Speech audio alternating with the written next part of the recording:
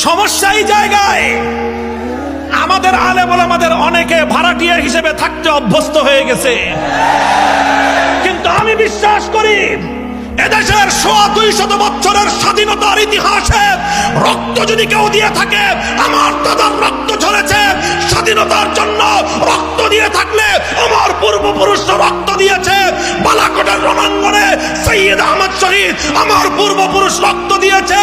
সেই শামিলের রণাঙ্গনে আমার পূর্বপুরুষ হাফেজ জামিন শহীদ রক্ত দিয়েছে। সিপাহী বিদ্রোহে আমার পূর্বপুরুষ রক্ত দিয়েছে।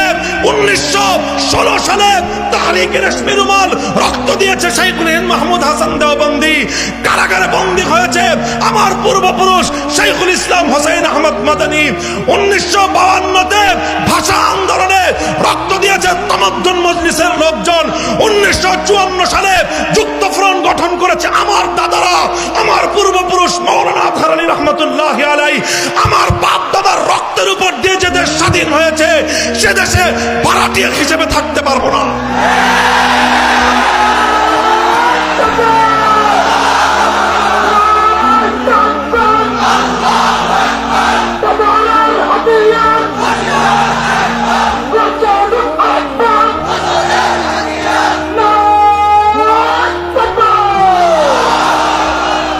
অনেকের কাছে, আলেম ওলামাদের কাছে এই সুরটা পছন্দ হয় না।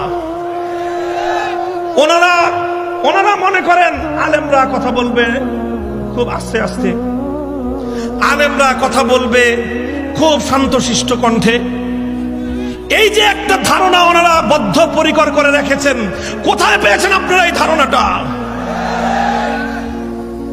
মুহতারাম হাজিরিন, আমি বারবার বলছি, ইসলামের মূল কাজ হলো 3টি।